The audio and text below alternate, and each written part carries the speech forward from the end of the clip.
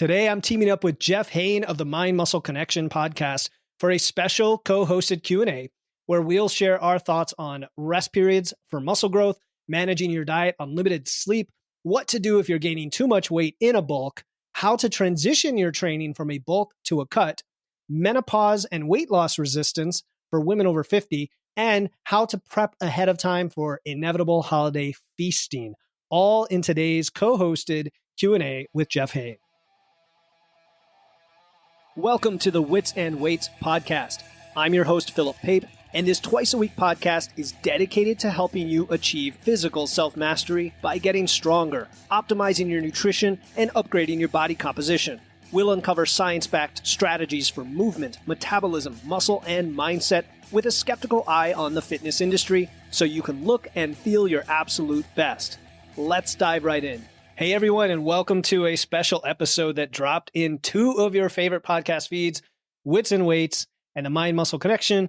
I'm one of your co-hosts today, Philip Pape of the Wits and Weights podcast, and I'm thrilled to share the virtual mic with the man himself, Jeff Hoehn of the Mind Muscle Connection podcast. Jeff, thanks, man, for collaborating on this Q&A.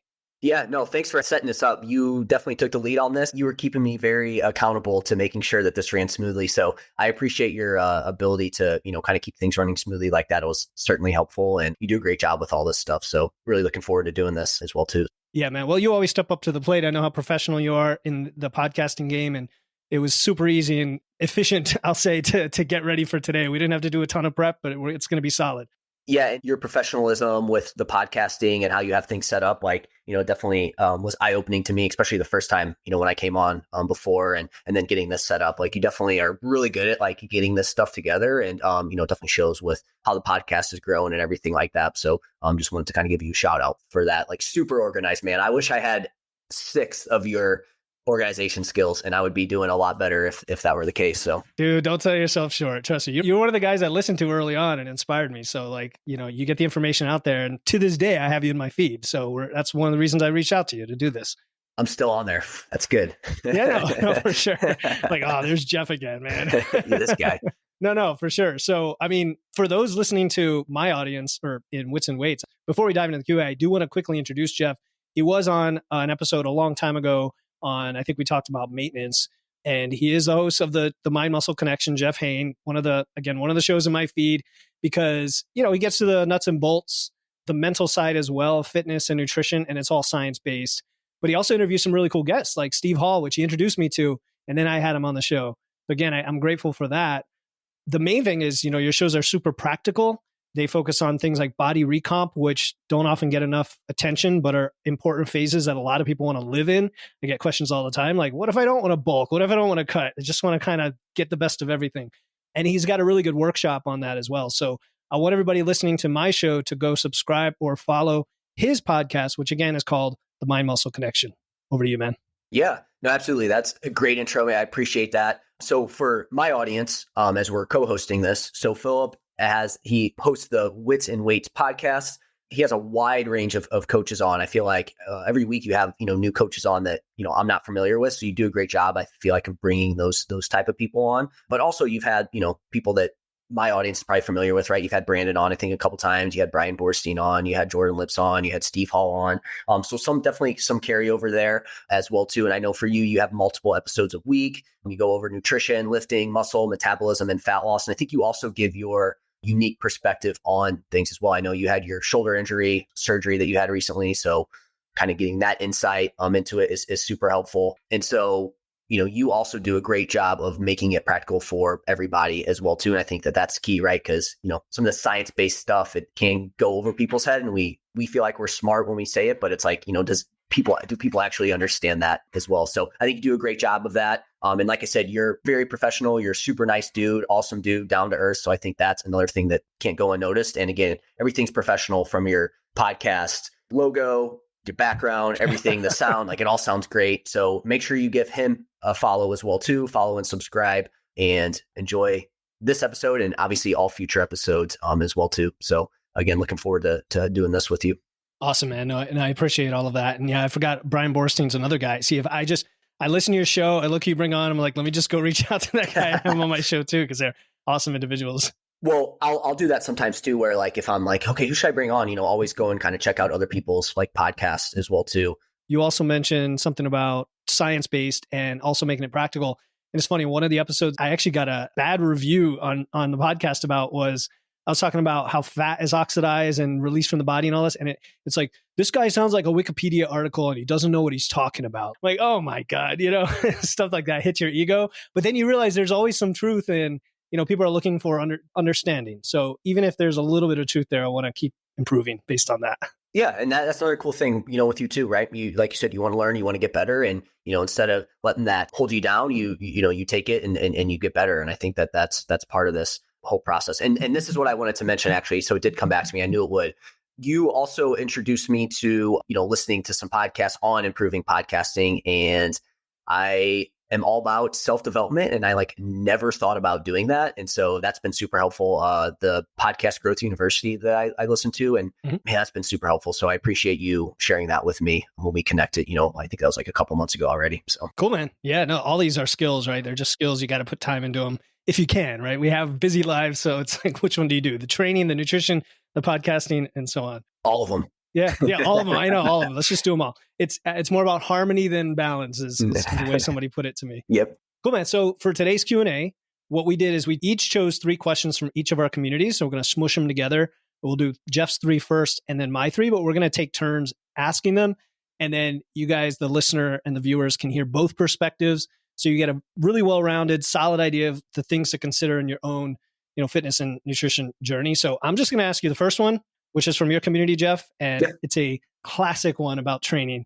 And that is, how long should you rest between sets for muscle growth and strength? Yeah. So rest between sets for muscle growth. This is one that I get commonly. And I think people overthink it, but then people also want like this exact time. And I think they think there's this like magic amount. Now, as we get into this, there probably is we're talking, I think we need to understand that we're going to take this from a muscle growth and strength perspective. I do think from a strength perspective, there probably isn't a magic time, but you probably want to make sure that, with strength, you're resting enough in between, right? So we can kind of touch base on some of these numbers, but that's kind of the kind of background on that, right? Like people will ask all the time, and I remember back when I first started training, it's like, what do my rest times need to be? Do I need to sit there and kind of like watch, on my watch, like every last second and then go, or can you auto-regulate it a little bit more? And from my perspective, this is something that I have kind of changed in terms of like, I think you want to auto-regulate it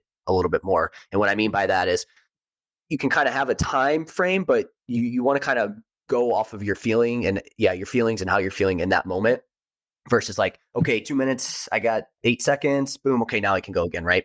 So I don't think you need to do that. So I think you can auto-regulate it. And so what I'll do is I'll go over what are some things you can look at and what are some kind of general times? And then maybe when would this change, right? So let's start from a muscle building standpoint.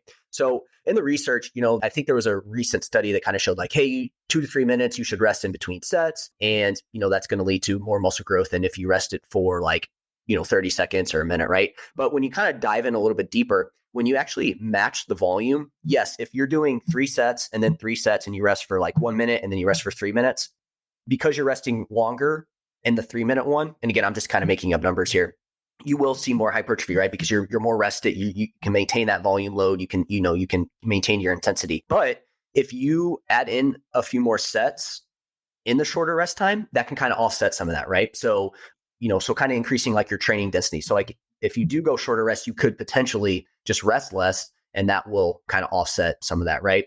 So that's kind of, the background there on the hypertrophy side of things. So I think like what would be some practical numbers there? I think again, 2 to 3 minutes, I think is solid. And then like, again, for more isolated stuff, maybe 1 to 2 minutes there on that. But this is also going to be dependent on how you feel and probably the exercises that you're doing, right? So if you're doing more compound lifts, leg stuff, heavier stuff, probably closer to 3 minutes and beyond there potentially with that, because, those are going to take more out of it for you.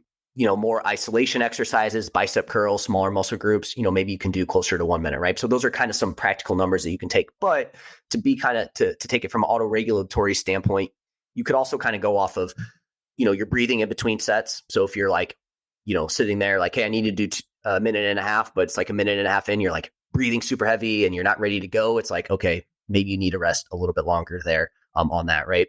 what does the target muscle feel like, right? Is it still burning? Do you still feel it? Okay, maybe you need to rest a little bit longer, but if it's feeling good, hey, it's probably time to go there with that, right? So those would be my two big ones there. And then also like, again, if you're doing more compound lists, how's like your core feeling? Like, is that ready to go or is that still tired? Because if that's still kind of tired and fatigued, you might want to rest a little bit longer. And then just your general sense of like, are you ready to hit the next set as well too, right? And again, I think if you can think about this practically, like when you're doing like lateral raises or a bicep curl, it's like, okay, do you need 4 minutes rest on that? You're probably checking all those boxes off way earlier there with that. So again, I think I gave you some practical numbers to hit, but then also, you can utilize some of those other proxies as well too. And then I think also there are going to be times when you're training for hypertrophy that you may do some like incomplete rest periods, right? You may do myo rep sets, you may do drop sets, right? So again, those could be some things that you could potentially incorporate in.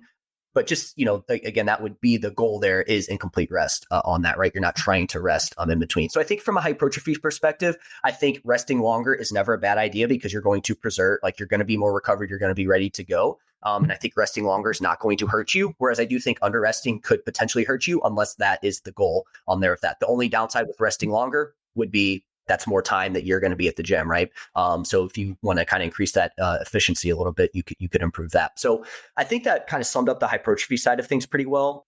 I can go into strength, or I don't know if you want to kind of hit on the hypertrophy side first before I go into strength, or Yeah, I can. And we were joking beforehand that like we're going to agree 90% on this stuff. And you're like exactly mirroring the notes I had. I had like, some of the studies originally suggested 1 to 2 minutes. And I'm like, but I like 2 to 3. And you're like, yeah, 2 to 3. So the only things I would add to that is if you're not used to these slightly longer rest periods, especially for strength, as we're going to get into it, it can help to have a timer initially, almost like tracking your food. It's just giving you a baseline of what that feels like. Because for some people, 2 minutes might seem like a long time if they're used to just banging out reps constantly in the gym. The other thing is I do love the auto regulation and feeling it. Give yourself more time if needed for sure. And then don't get distracted though. Like some people in the gym, they get on their phone, they start doing email and stuff. This is not really answering the original question necessarily. But if people give themselves a license to rest for 5 minutes, it can become 8 or 10 if you start walking around looking at your email. And then you mentioned the intensity techniques already, which, just this morning I was doing, bicep curls and like drop sets. And you're right. In that case, the goal is to shorten the time. And the main reason for that is usually time efficiency. Eric Helms and Mike Zordos came out with an article just in Mass yesterday, I think, about intensity techniques. And they covered 3 different ones. And they compared like not using them versus using them and how, you can save like a half hour in the gym every time you go. So that could be a really good reason for it. Well, on your kind of resting too long in between, I think from like a physiological standpoint, you're not going to do any harm by resting that long. Right. But from like a mental perspective, like you said, what's your engagement now of what you're doing right now? It's like your mind's elsewhere. So I think that would be the thing to, look out with that. Like, it's not like a, again, if you were to like study things physiologically, like you're not going to see a difference. You might see a little bit better because you're resting longer, but it's like mentally, like you're just not going to be as engaged, I feel like, anymore. Because this reminds me of when back when, during COVID, I was training at home, and there's just so many things that you can freaking do at home that you can't do at the gym. So it's like, I just found that like, I just meant from a mental standpoint, I wasn't staying as engaged in the workouts for that reason. Again, the longer rest may have been helpful, but because I wasn't as like mentally engaged, that was the issue there.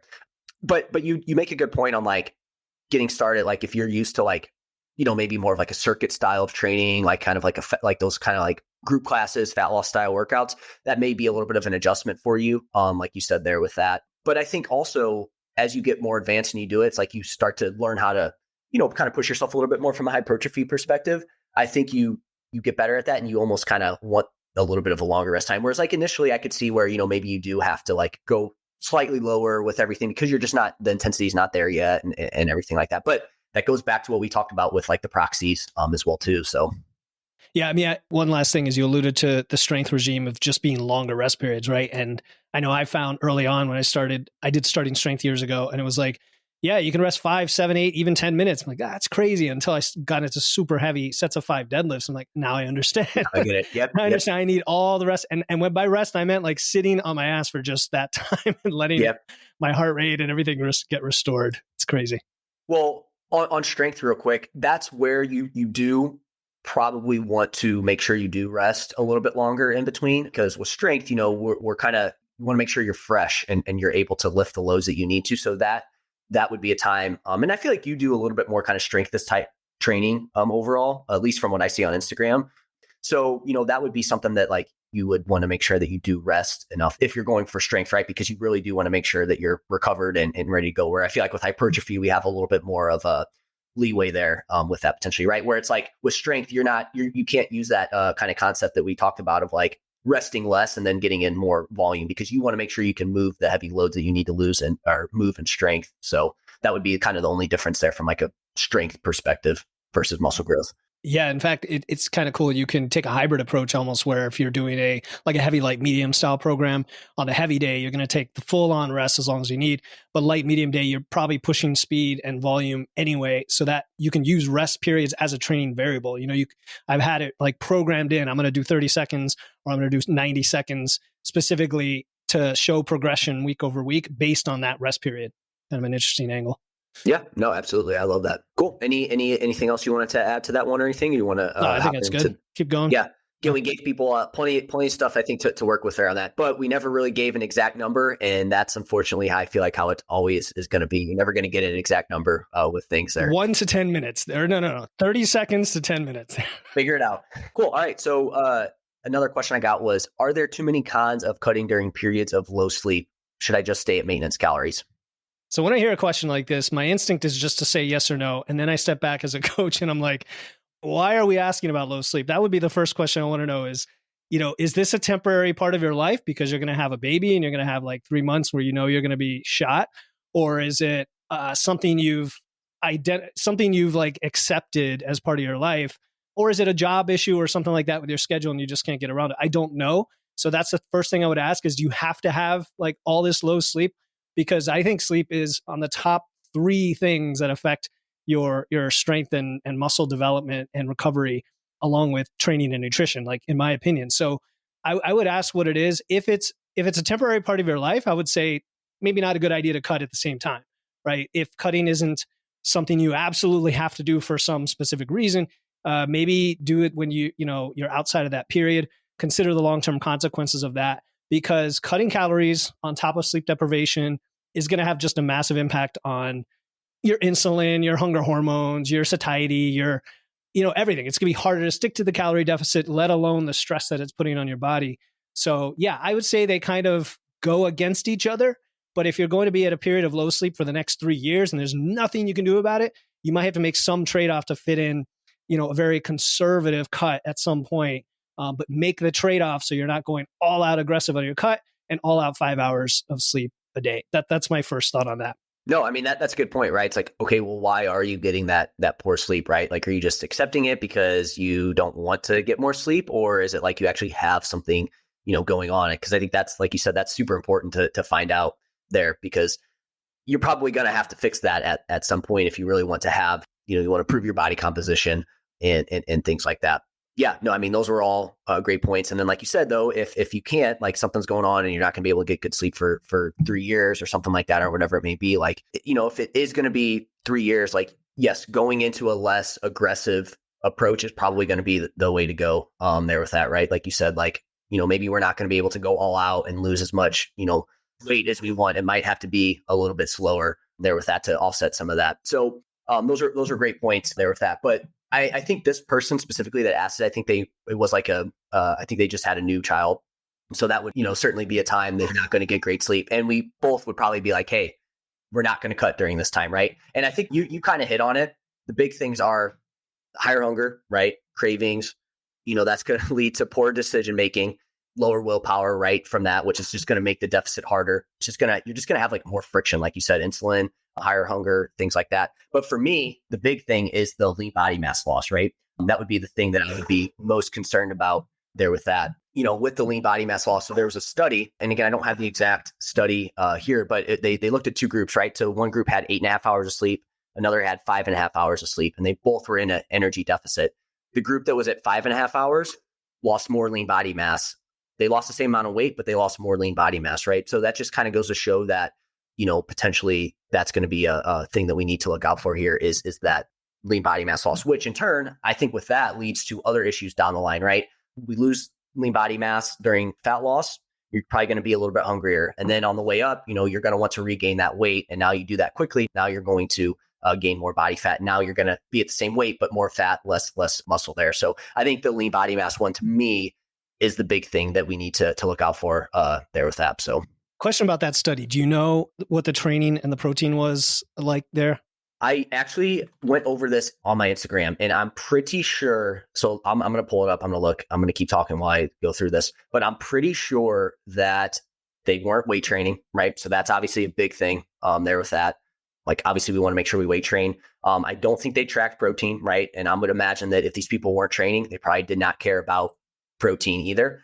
So that's a great point, right? And I think that was one of the kind of caveats I had with this study was that what were those two things there with that? If you have anything to say, let me know. I'm looking up the... Yeah, I mean, nonetheless, and I'm not, challenging it. It's just I always ask those questions about the studies because you have to.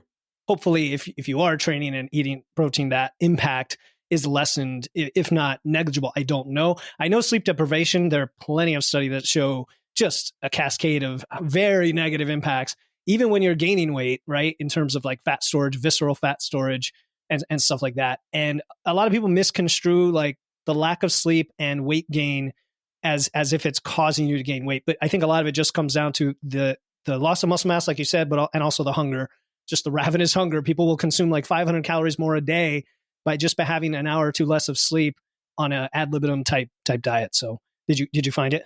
Well, I did. And so on that real quick, before I dive into that, like you said, and from my understanding, we just have this higher propensity to want more highly palatable food in that process as well too, which, that's going to lead to like, higher, like you're going to want that tastier stuff. So if you have that on top of it, your willpower is lower, like you're just going to want more and more of that there. So that's going to be an issue. So with this study, so I did mention there was some limitation. So this is by Nedelcheva in 2010. So just to give somebody actual name there for that.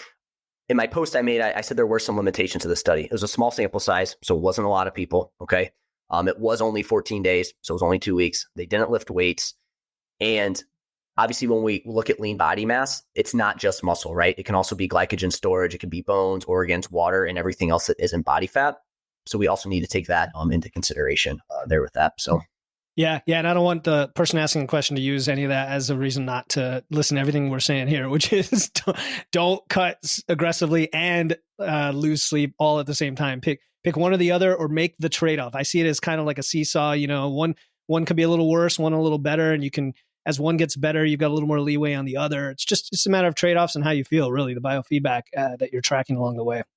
Yep. And I know probably anybody that's gotten poor sleep, like you just know how it can impact you from that perspective. I think motivation too, right? Like now you're going to be less motivated to train and want to do those things that you need to do as well too. So cool. Yeah. So again, this would definitely be a time that I like, and it sounds like you're in agreement with me. Like if it's a short-term thing, we're probably not going to fat loss diet during this time. I just actually, before we hopped on here, I had a conversation with a client about, thinking about going into fat loss.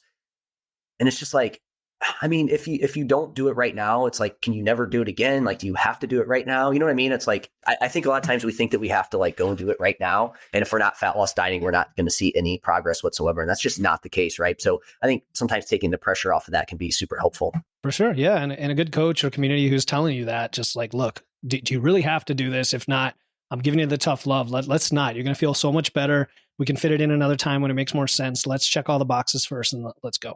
So yeah. All right. You want to go to the next one? Yeah, for sure. Yep. I'm ready. So question 3, this is the last one from Jeff's community, and I'm asking it to Jeff. Question: I'm gaining a little too much weight in a building phase. What do I do? Yep. Cool. I like this because I thought this was a great question just because, again, a lot of times people have that urge to just go back to cutting, right? So I think real quick, I'll go what I describe as a building phase because I think there's some semantics involved with this. Like what exactly is a building phase, right? To me, a building phase is just a period of time where you're out of a calorie deficit, right? You could be at maintenance, you could be in a surplus, but we're trying to minimize fat gain, maximize muscle growth. And really just the main thing is we're trying to get out of a calorie deficit, right? So, within that kind of parameters there, you may end up gaining some weight, right? So I think the big thing is, if you get to that point where you gain too much weight, it's like, what do I do? Do I just go back to cutting or whatnot? And I think we have some options here. It isn't just, hey, you just have to cut, right? And I think doing that too much, I think can lead to issues, right? If you just go straight into like, oh, I've gained a little bit of weight, I need to go back to cutting. I think that's from a body comp standpoint, I think you're setting yourself up for failure in that situation. So I think if you can find some ways to potentially improve your adherence or whatever it is during this building phase, it can go a long way. So the first thing I would do in this situation is I would run an energy audit with a client, right? So an energy audit is going to be like, okay, how adherent are we to the plan, right? Are you adherent? And, a lot of times I think people think they're more adherent than what they are. And then you actually like dive into it and it's like, holy crap, I'm actually only adherent 60% of the time. It's like, well, boom, you don't need to make any adjustment. Just we need to improve that, Stick right? to the plan, like, yeah. That's the big thing first. And that's the boring, like, oh, no, that can't be the issue. But Philip, I'm sure you can say the same thing here. Like when it comes to nutrition, adherence is the issue. A lot. I think if I say 90%, I think I'm underselling how much it is. So it's at least 90%, and probably more than that, probably 99%, right? So looking at adherence, and I think so again, like that's the first thing that I would do there with that. Also looking at just your movement, where's your movement at, right? Could that potentially be increased? So again, is it just your steps or whatever it is? Has that potentially gone down? So kind of looking at that. But from there, I think when it comes to, everybody's a little bit different in terms of how they monitor food intake with their clients and stuff like that. But I do like to have clients track calories and like at least protein. And so for them, it's going to be, are there some potential tracking errors that are going on? And again, if adherence isn't the issue, the next thing that really can hurt people from like a calorie perspective is tracking inaccuracies. And some of it is on purpose, right? But I think a lot of the times it's on accident as well too. I think that's more of an issue than anything. It's just on accident, right? You forget. I couldn't even tell you what I ate, yet. Well, I could. That's a bad example. But, some people can't remember what they ate, or they can't remember what they did yesterday. So how the hell are they going to remember what they ate? You know what I mean with that? So, that's the first thing there is, you might forget to just log some things. You got a million things going on. Two, even if something says it has a certain amount of calories, it can be off by up to 25% plus or minus, right? So then we already have that, like that's a potential issue right there that you can be off. If you like to go out to eat, just because something says it's 500 calories, the chances of it actually having 500 calories are slim to none, right? I mean, that could depends on the chef, how they make it, what this, who's working, what serving size they give you there with that. But then there is, again, people just forgetting how to or the serving sizes side of things, right? So again, like getting your serving sizes off could be a big problem as well too there with that. So looking at your tracking, are you tracking your condiments? Are you tracking correctly, right? And typically you'll find that people are off there with that and potentially fixing that, right? So we're going to run an energy audit there and see if there's anything that can change there with that. And again, most of the time you're going to find that, hey, that's off. So then, that's the first thing that we can do there is work on that adherence to everything, run that energy audit and see where we need to make any adjustments there with that. So that'd be the first thing. And again, like I said, a lot of times that's going to help because, when you go into a building phase, you're going to get to the point to where, maybe you aren't tracking as much now because you're not in the fat loss phase. So, you have that, to potentially look at there with that. So I don't know if you had anything. I have a few more. I didn't know if you wanted to comment on that one first before I go into the other ones. Yeah, you're already knocking off all the bullets on my notes, which is no surprise. Well, we saw it. Because the first thing I would have asked is, how are you tracking? Because I want to look at all of that. Like you said, the errors, the adherence, everything else, as well as look at the expenditure side of the equation. Some people may not even know either what surplus they need to be in to gain the weight they want to gain. They are in the wrong surplus for what they're trying to gain. And that's one I want to touch on in a little bit. Or like you said, things are shifting in a direction that is unknowable because your tracking is off. And so data, right? Like the better the data coming in, the easier the decisions going out. And then if you're just not making the choices based on what the data is telling you, that is a different issue. So why don't you finish your list? And I'll address one piece that might be a different angle here. Yeah, those are all great points, man. Like I agree. And I think the calorie one is a huge one. A couple other ones I had, the other options you have. So again, running the energy audit. And like I said, most of the time, like you'll probably find something there that you can fix with that. Again, it's something there from adherence or anything like that. Next, if you do find that everything's good and like you said, you might just be eating more calories than you want potentially, or maybe you just like pick the wrong number, or again, you're accidentally just eating more overall, you can decrease your calories closer to maintenance, right? I think a lot of times people think that like, oh, hey, I have to be in a calorie surplus. I have to be in a calorie surplus to build muscle. That's the only way. And it's like, that's not necessarily the case, right? Like, I think that, again, the leaner you are, the more muscle you want to build. Okay, we probably want to push a calorie surplus. But if you have a moderate amount of body fat, you want to push, like your training's in a good spot, or if you're on the leaner side, you want to build a lot of muscle. Like at some point you will need to get into a calorie surplus, right? To continue to build muscle. But I think if you fall outside of those things where you're like at moderate body fat levels, you don't want to be Mr. Olympia, right? Like you have some wiggle room here to not necessarily have to be in a calorie surplus, right? And I think even within a building phase, like, yeah, maybe you started out lean and you have a lot of muscle, but then you kind of gain some body fat in the building phase. Like I still think you have some wiggle room there to potentially go down to maintenance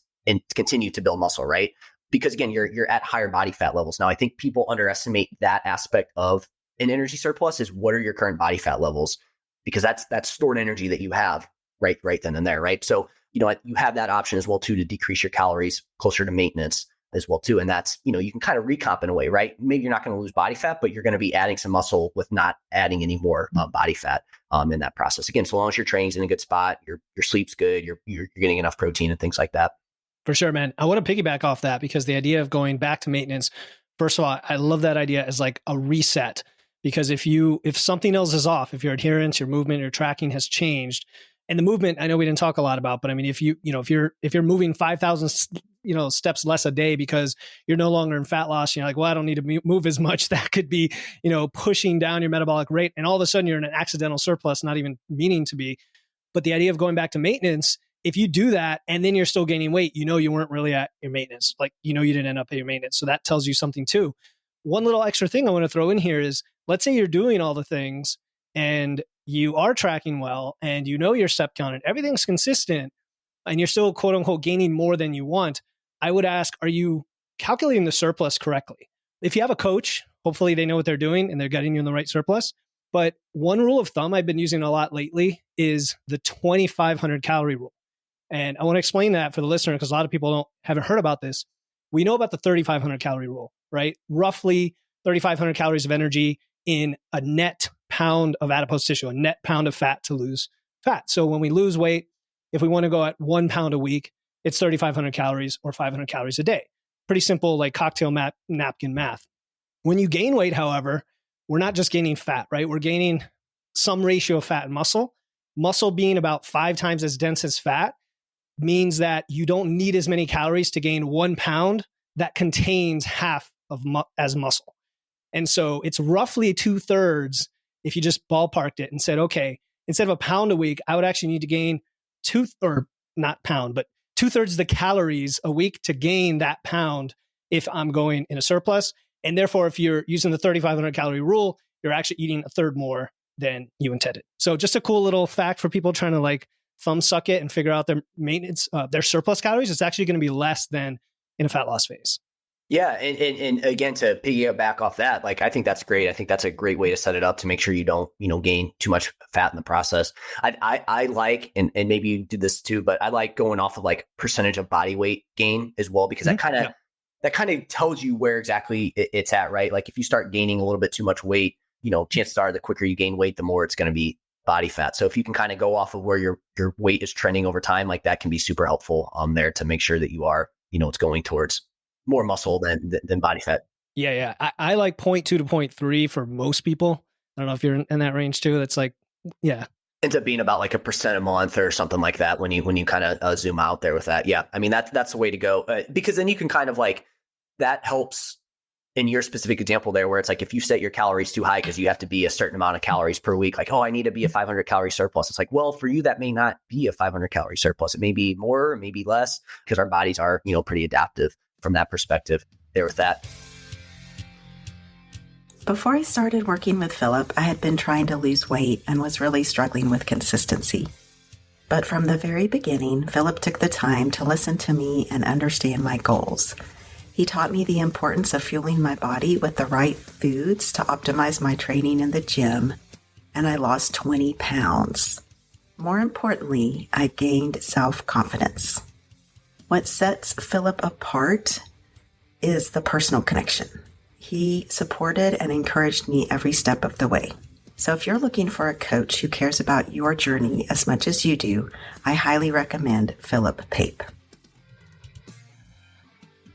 So the other option, and this is kind of like isn't super helpful, but at the end of the day, you could just keep going as well too, right? Because, at the end of the day, if you really want to build muscle, like I think you being taking some time away from like being out of a calorie deficit. Like, yeah, you're going to gain a little bit more body fat in the process, but is that the absolute worst thing in the world, right? Now, if you're gaining crazy amounts of body fat, it's like, okay, obviously you're going to, depending on where your body composition is at, you might want to work on that. But at the end of the day, is it the worst thing in the world to gain a little bit of body fat for a period of time, right? Like, is that going to be the worst thing for your physique? Is that going to be the worst thing for your health? Probably not. Again, unless you're already over 20% as a male, over 25% is female, like then, okay, maybe we probably don't want to just keep adding body fat. But that's my next one, is just like potentially just keep going with it. I think that's another option as well too. That's true, because we didn't even ask the person when they say a little too much weight, is it just a reframing thing? Is it just they're uncomfortable with something that they've never done before? And maybe this is a female too, because I tend to get that. I tend to not have problems with most of my male clients gaining weight. They're like, yeah, the deadlifts are going up, let's keep going. But, more with women that I'm feeling uncomfortable, I'm feeling fluffy, my pants are a little tight. Maybe that's where we focus on all the other things that are going up in a positive direction, like our lifts and like our bicep circumference and all the other fun things. Yeah, no, I mean, like I said, looking at other things and reframing it, God, is super important, because again, you may not act like you said, what is that little bit of weight? Is it like, hey, you gained 2 pounds over 6 months? It's like, okay, all right, that's a different than, hey, you've gained, 15 pounds in 6 weeks, right? That's a different conversation. So definitely clarifying that. As I'm sure you've noticed with being a coach too, like you do need to ask these kind of follow-up questions there with that. So, all right, so the next one would be just end your building phase, right? But I want to caution on this, because I think if you're only been doing it for 6 weeks, it comes back to what we talked about earlier. You need to work on the adherence. You need to work on these other things first, right? Like that's going to be the most important thing. But if you've been doing it for 18, 24, 30 weeks, maybe it's just time to end the building phase now at this point, right? So that's another option there where, kind of seeing where you're at and how long you've been in the building phase can be key. Again, like I said, if you've been not doing it for a while, we need to work on these other things. But if it's been a while, hey, maybe it's just time to end it at that point. Yeah, exactly. I mean, it really depends on why they're asking the question. So I'm also good with, 5-6 months continuous building is a nice point to shoot for, to know for sure you've got all the anabolism that you can out of the phase and not cut yourself short. I these days like to go 9 or 10 months, because then you do a mini cut for 2 months and now you're eating a lot of food 10 months out of the year. And who doesn't like that, right? Yeah. Absolutely. Love eating that food. Yeah, no, I agree though. I think if you can, because I think when it comes to building muscle, I think there's some momentum to it, right? And I think if you're kind of going in and out, you're just going to break up that momentum, and you're just not going to be happy with your physique, long term with that. So I think having that momentum is super key there with that. And then you kind of just hit on the one that you said there, the last option, and I'd leave this last because, again, I think this is dependent on the person and your experience and everything like that. But the last one would be doing a mini cut, right? And I think it depends on your kind of definition of a mini cut, because like I said initially, like with the building phase, it is partly semantic, like in terms of like, hey, is it a bulking fit? Like it just depends, right? And I think with fitness, there's a lot of this, like one person means this way, another. And so when I say a mini cut, I'm talking a mini cut during a building phase where you would decrease your calories more than what you would like typically do in like a regular cut, right? This is like a very short term, like anywhere from like 3 to 6-ish weeks where you really cut your calories, and you could potentially use a mini cut. Now, in that, you're really going to decrease your calories, and the goal is going to be, yes, a little bit of fat loss, but part of it's going to be ramping up your hunger. So, if hunger is something that you're dealing with where you're having a lot of hunger, this might not be a good option for you, because part of the mini cut is you're going to increase your hunger there with that, and it's going to give you more runway to continue adding weight. But what I will say, I would only do this if you're a very experienced dieter and you're working with a coach. Those would be like, if you fall outside of that, which I would say most people fall outside of that, I would be careful with a mini cut. But again, this comes down to, you mentioned a mini cut, you may mean something slightly different from that. So I'm curious to kind of hear your thoughts on that. Yeah, I mean, in that case, I just meant a short duration cut between my bulking cycles. However, I did on my last building phase do a 2-week like Bill Campbell-esque rapid fat loss protocol. And it was like an experiment with the whole community, like 12 other people signed on. We did it together. And that was it wasn't even for hunger. It was more of an experiment of, can we reset things just a little bit, on the scale before we continue? And it worked pretty well, right? Because you could cut a lot in 2 or 3 weeks if you're just going all out. And honestly, after you've been eating for 8 months, you might feel like it's a nice relief for a while on your gut and everything else. And then you just, you lop off 3 or 4 pounds of pure fat, and then you continue for another, 4 months after that. So yeah, that's what I meant. Yeah. So it sounds like it was, pretty similar to kind of the definitions there. Cause kind of like you said, I think sometimes when people hear mini cut, they think it's just like a short-term cut, like, oh, I'm just going to cut for 4 weeks. Right. And yes, that is a mini cut, but this is where like we need to be careful with like definitions and kind of what exactly you mean there. So sure. Those are the things you can do if you gain a little too much weight in your building phase. One last thing that I want to hit on real quick on this, and this kind of overlaps everything, is if you don't feel like you're making good progress in your building phase, I think sometimes people put too much stock in the nutrition. While it is important, right? What did I say was one of the main goals of a building phase? We want to be out of a calorie deficit. But I think people overlook the training side of things. They want to like have this perfect macro split, perfect surplus. It's like, okay, well, what's your training look like? And it's like, oh, well, I just go and do this. They don't have a game plan. You look, they're training 6+ reps in the tank, or they're not doing enough volume. It's like, dude, your training needs to be on point. That's the most important. So if you feel like you're not seeing the results that you want to see in a building phase, like look at your training. I think that's the most important thing, and see if you can make that a little bit more geared towards hypertrophy, if obviously building muscle is your main goal. So that kind of overlaps everything there. With that would go into like the first thing that we would be looking at as well too. Yeah, 100%. You don't want it to go to waste. You don't want all that weight gain to go to waste. And hopefully there's things you can track that can tell you that that's happening. Like your waist size is just ballooning and your lifts are not going up. I mean, right there, that's a pretty obvious indicator. But I think we covered a lot on that one. Feel free to go to the next question if you're good. Yep. I think it's you asking me now. Okay, sorry.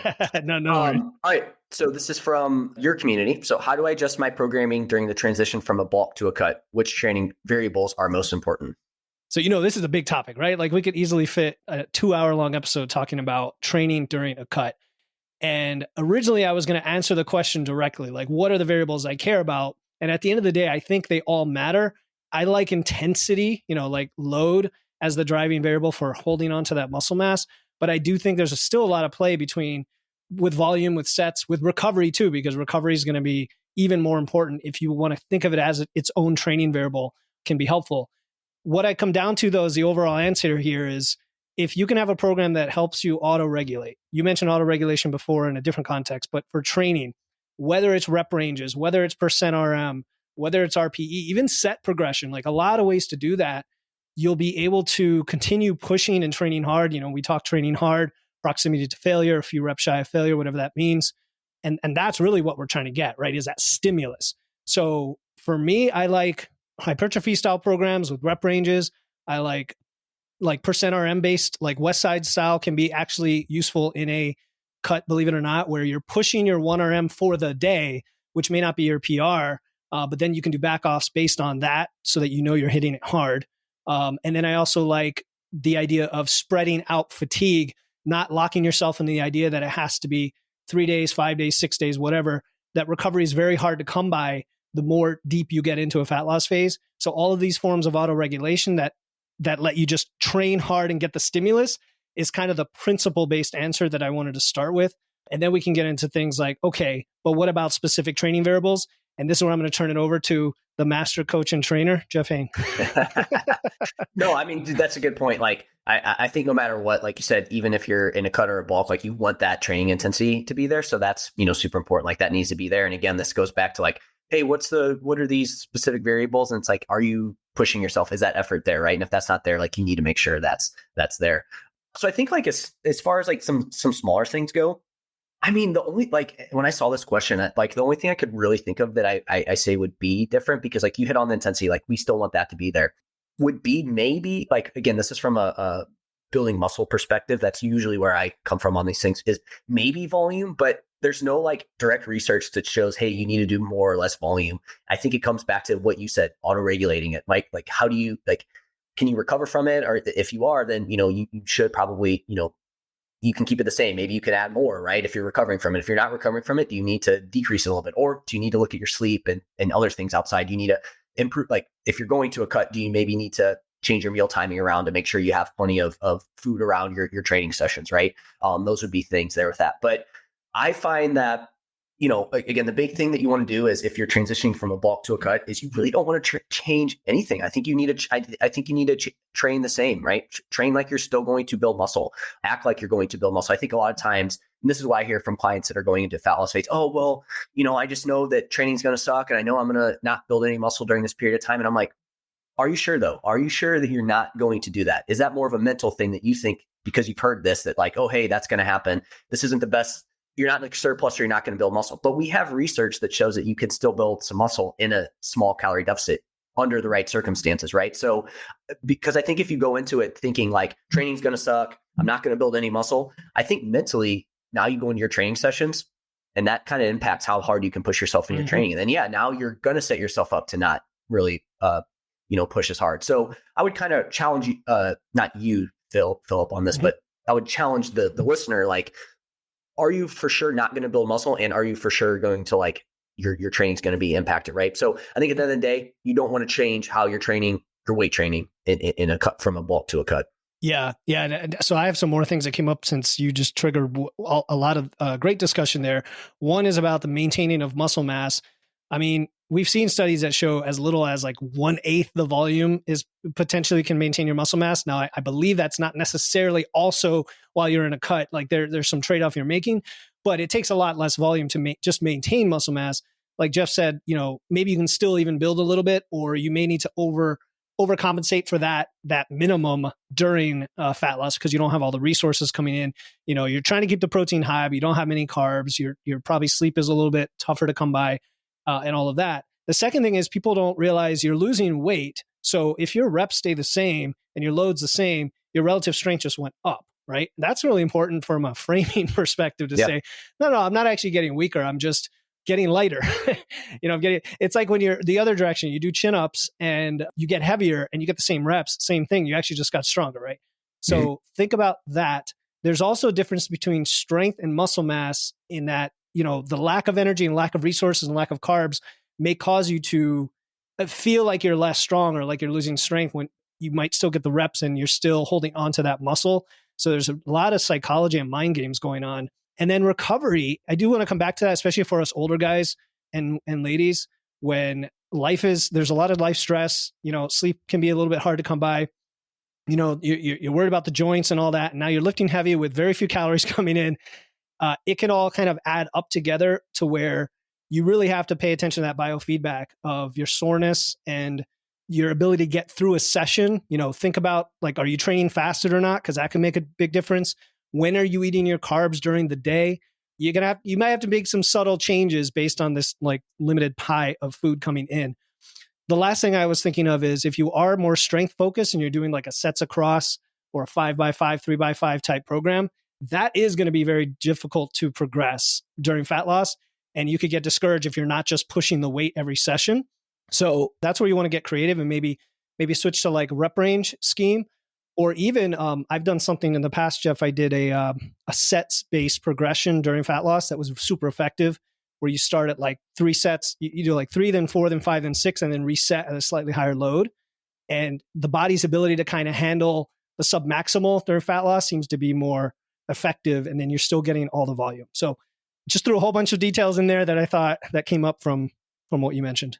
Yeah, no, I mean, you brought up a ton of great points in there. Yeah, I think you really don't want to change much other than, and I think again, auto-regulate it, right? Like if you can do more and if you recovered, then do more. If you can't, then, obviously look at those other things, see if those can be improved, but understand, hey, it might just be a little bit lower. I do think in a deficit, potentially everything will just maybe feel a little bit tougher, right? So you maybe need to kind of push through that kind of mental fatigue. Like you mentioned the mental fatigue. So you might need to push through that a little bit more, and you might start to feel it sooner, right? It's like in a surplus or at maintenance or surplus, it's like your sets of 10, it's like it starts to get hard at set rep 9 or 10, whereas like in a deficit, it might be 7 or 8 that it starts to get a little, something like that. So, and keep taking your creatine too in a fat loss. Exactly.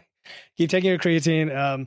And this question was asked by Christos, by the way, and I know him. And Christos, man, just keep training like you're training when you go into the cut, and then see how it feels and report back in our community. We'll see. We'll help you out. Yep. All right, let's go to the 5th question. Again, this is from my community. Evelyn asked this one. Another big hot topic these days. Is menopause and weight loss resistance a thing? And related to this, your advice on programming and nutrition for women over 50. Big topic. Yeah. So, I mean, I definitely think that as you age, things change, right? Do I think that obviously there's a ton going on in menopause that we can't relate to. But there is a ton of, hormonal change going on, right? So I think that's the big thing there is that it just changes things a little bit, but and those things can definitely impact you, right? So I know like estrogen will go down, and that's gonna affect many things from a women's perspective, right? But I think it's more the lifestyle, and I think people underestimate this, right? So I think one kind of common menopausal symptom is like poor sleep, right? What did we talk about sleep earlier, man? That's going to increase your hunger and cravings. You're going to be less motivated to do things. You're not going to make as good of choices, right? And I think that has a trickle down effect, right? Now you don't want to go training. Maybe you're not moving as much now. Poor sleep can lead to higher stress. Higher stress can lead to, like you talk about visceral fat, right? That can lead to some fat accumulation in midsection, particularly, right? So to me, it's more of a trickle down effect of what's going on, right? And maybe not working with your body and instead trying to work against it and relying on things that maybe you thought you were supposed to do, and again maybe worked for you when you're 20, and now it's like your body's just changing a little bit, and it's just less receptive to it, right? And I think currently this kind of current state of people that are in menopause, that demographic that are going through that currently, they kind of grew up with this like, you need to be skinny, you need to be as small as possible, right? And that stuff kind of has hung with them, because I know any client I have in this age range, that's like the thing of like, they're just very like, if they gain a pound, it's like, oh my gosh, what is going on? Mm-hmm. Again, that's an overgeneralization, but that's, I don't know if you can relate to that. It seems like that's kind of how it is with this kind of, that demographic. If I wake up and I see very long messages from clients, I know it's that. It's usually like, please help. And it's the whole story of what's going on, which is cool. That's what your coach is for. Often it is related to just a little bit of framing and kind of panicking that goes on, but it's okay. Yeah. Yeah. I mean, to add to some of that, the big note that I had was, menopause is this major change and transition in your life. It's physical, it's physiological, but it's also tied in for a lot of women with other things that compound that. You've got the life stress, you've got kids, which then lead to less sleep. You've got things like hot flashes, which also, can interrupt sleep. The loss of muscle mass that has been occurring if you have not been training. And for women, it's exacerbated by the hormonal change and bone density decrease. And we can go on and on. And like Jeff said, lifestyle is the first thing I would go to for all of this stuff. Once you get that dialed in, of course, if things are off, like significantly, I knew someone who had, she gained like 80 pounds in 6 months without changing anything. You knew something was up, and it was her thyroid.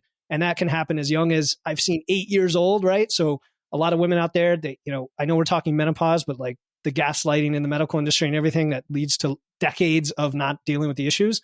But for many women, that's not the case. So I don't want you to use it as like an excuse. And the tough love, like, we're a couple dude coaches here. We've worked with a lot of women, and a lot of them tell me, like, just give me the tough love and help me like do what I need to do.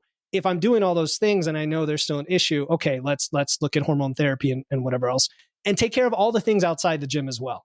Like, definitely train hard with intensity and execution. Ladies, that's an area of improvement for a lot of you. That's cool. Definitely progress over time, right? To show that expression of strength and muscle mass over time. It's going to make you, strong, fierce, lean, tone, whatever words you want to use. And then all the things outside the gym, your stress, your recovery, right? Like how we handle food and the emotional issues around food as well. Like, it just goes on and on. So it's a big topic, but like Jeff said, like we have compassion for all of you, and we want to help you win this thing on your own with complete freedom and control using lifestyle changes.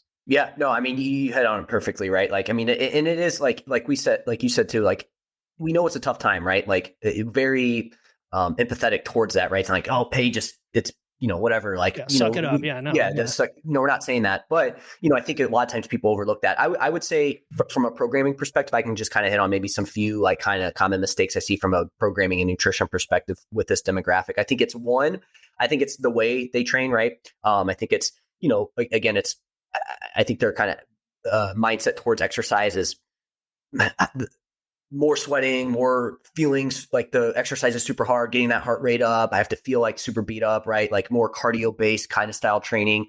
And again, I think any exercise is great, so I don't want to bash that. But I think for this demographic, like, this is where we have to, like, again, get out of that mindset of what worked in the past. And now we need to start to shift it towards working with our body. And so, like, you kind of hit on it, like, hey, let's do some cardio, right? But let's do it for our heart health. Let's not do it for fat loss purposes, right? That's going to come through some nutrition interventions. But from a training perspective, hey, at this point, we need to work on weight training. Again, yes, for muscle, but for bone health too, right? Like in this demographic. So we need to make sure we weight train, and we need it to be in a progressive overload style as well too, right? So that's the big thing. So the mistake there is training in a way that's just going to burn the most calories, right? With that. From a nutrition perspective, I think two big things that I see is one, trying to always fat loss diet. Okay. So that's the other big mistake here, because we talked about losing lean body mass. We talked about the bone density thing, but also if you're not sleeping well, this goes back to what we talked about earlier, right? You have that issue, and you just have a lot of other stress going on. Again, adding a calorie deficit to that all the time is going to be a stressor on the body. So I'm not saying don't ever fat loss, but I think it would be being smarter about it, being in a smaller calorie deficit and doing it less often there with that, right? And I think the other thing, and these I guess kind of go hand in hand, or they're two separate, but I'm going to lump them into one, is protein. Like I think protein is something that is important. I personally think protein's maybe been overblown now. Like it's kind of swung to where like people are over relying on protein, but I think in this demographic, you do need to make sure you're hitting about 1 gram per pound of body weight. Again, if you're overweight, maybe a little bit less than that, but I do think it's important, and make sure that you're getting enough protein in. Again, you don't have to get massive amounts, but you make sure you're getting enough. But also carbohydrates, right? Do make sure you're getting some carbohydrates as well too. I think that's only going to help things there with that. And so those would be my kind of like big things aside from the lifestyle stuff there. Yeah, I love it. I'm glad you mentioned carbs, because that has been a game changer for a lot of women I've worked with. And there is such resistance sometimes, even when they're open-minded to the idea of doing it, there's still this like built-in either societal or trained behavior over years of being told carbs are bad. And I hear it in a lot of times in the women hosted podcast space, where you've got like the keto and the low carb, like that is the thing for hormones, for peri and post menopause. And I'm like, I don't understand it. It may be the thing for an individual for sure. And that's one of the messages we want to get through, is like, there's something different for everybody. But I ask everybody to experiment with these things. And if you're low on energy, if your training is tough, if your sleep is poor, if your hormones seem off, carbs could be the answer. Believe it or not, carbs could be the answer, and just eating more food. Speaking of, so you covered training, and actually the original question was also about, is weight loss resistance a thing? And I did want to address that quickly.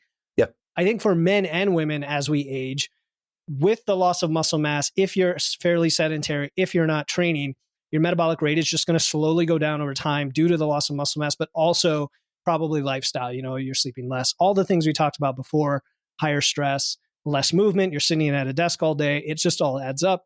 And so the appearance of weight loss resistance is definitely a thing. It's only resistance because you can't maintain your weight on the same calories you did 20 years ago without all these other things. The really exciting part about it is you can reverse that, and you can bring it back the other direction so that you can break through, and then it doesn't become a thing. Just knowing that for women, it could be a tiny bit going against you with the hormones, but it's in the noise compared to the lifestyle signal if you can improve that. So just wanted to touch on that. No, man, that's a great point, right? The weight loss resistance, right? It's like not, oh, hey, you're in menopause now all of a sudden you can't, drop weight there with that. That's not the case, right? Like, again, like you said, things could be a little bit tougher, but it's probably the things that you're doing there. And in your history of, and again, what do we talk about the kind of demographic here, and like what they've kind of been like taught is like, eat less, move more, burn as many calories as possible. And that does, like, your body will adapt to that. And so like you said there, it's like, but the cool thing with that is that's not permanent, right? Like you can do some things to start to improve that as well too. But you may find that initially it is a little challenging because your body has just adapted to that. And that's kind of what your body has had to work with. So you kind of sent that message, but the cool thing is you can change that by doing some of these things that we talked about. Yeah. No, I think that answers it for Evelyn. So maybe we can go to the last one. Cool. Yep.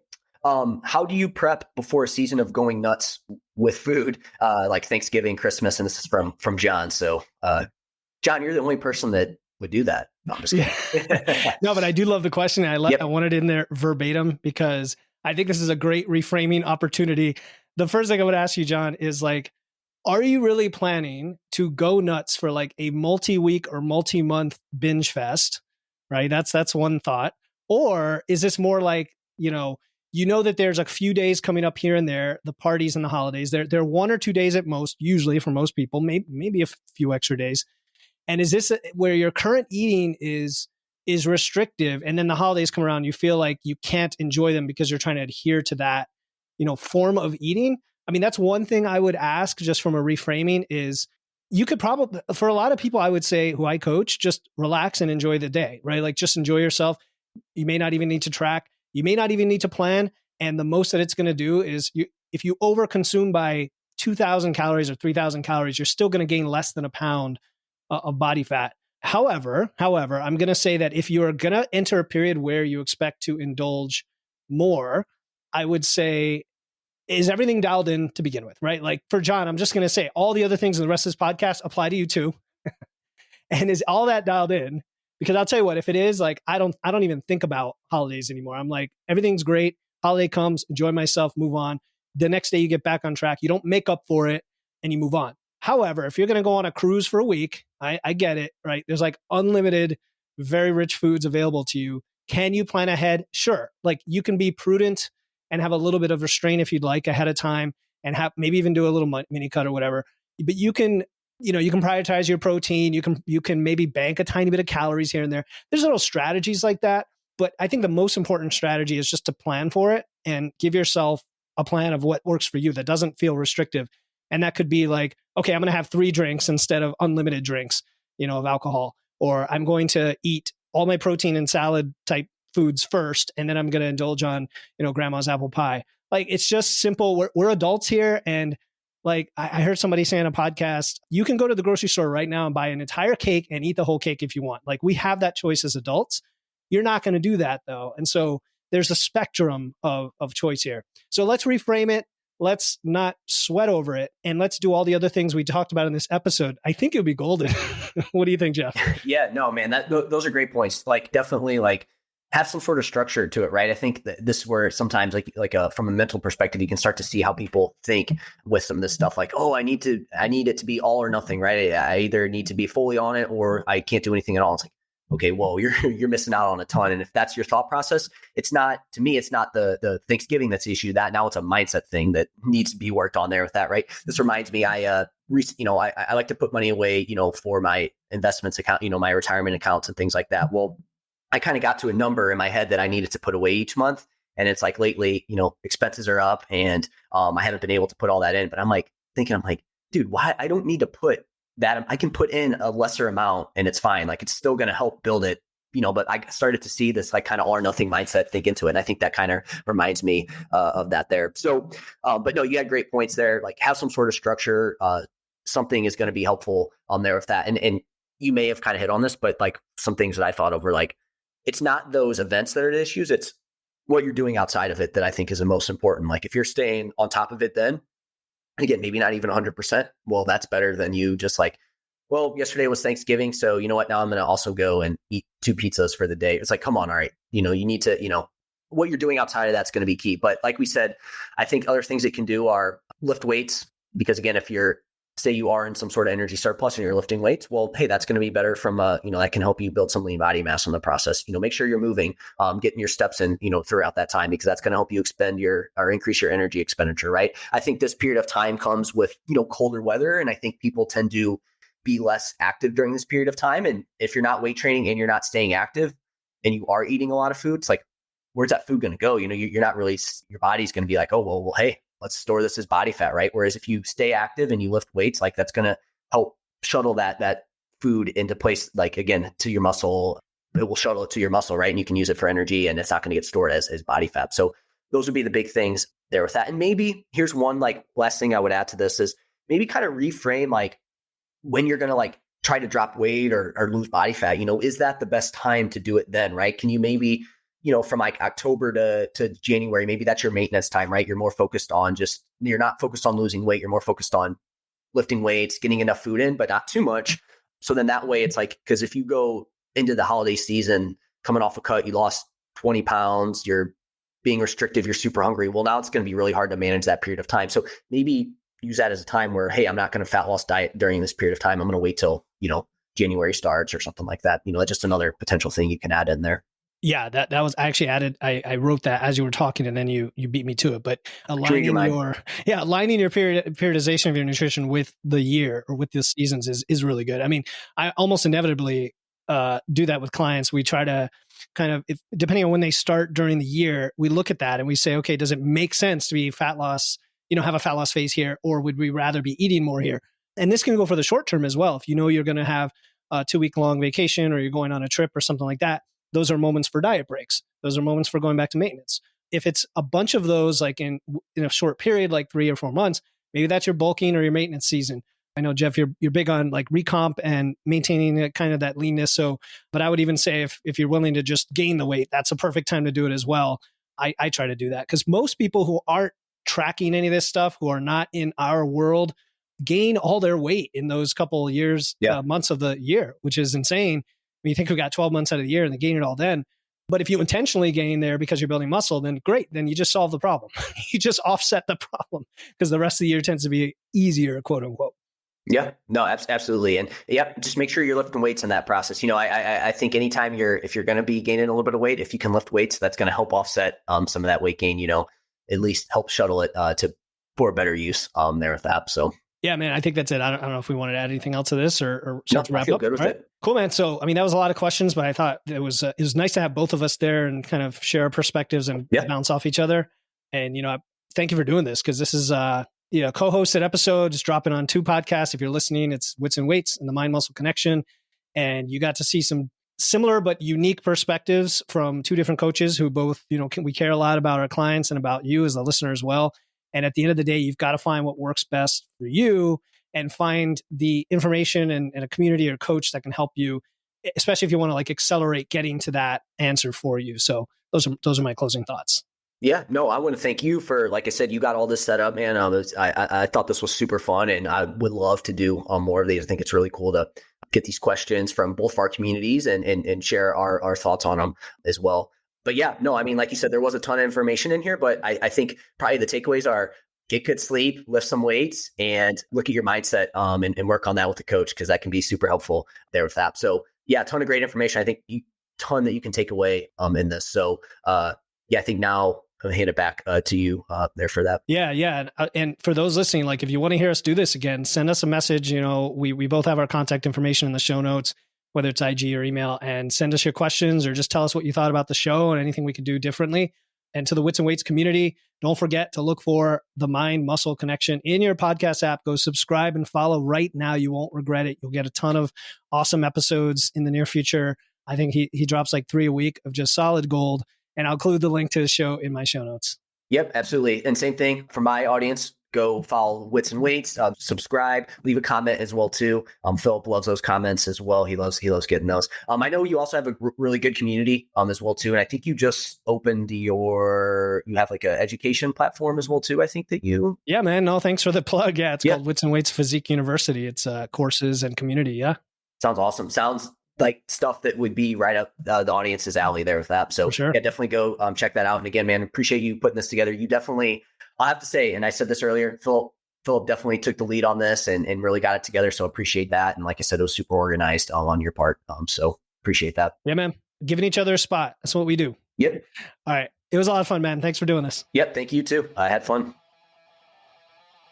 Thank you for tuning in to another episode of Wits and Weights. If you found value in today's episode and know someone else who's looking to level up their wits or weights, please take a moment to share this episode with them.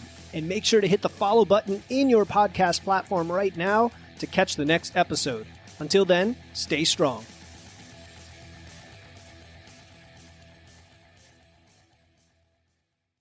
Hey, before you go, I want to let you know about a free resource I have. They are free guides on everything from fat loss to eating out to building muscle to managing hunger to figuring out the best macros for you and more being added all the time. You want to get the most out of these podcasts and your time to look and feel your best, and these free guides will give you a quick and easy way to know what to do. If you want to get your hands on these completely free guides, you can head over to witsandweights.com/free. That's witsandweights.com/free to get your free guides and level up your results today.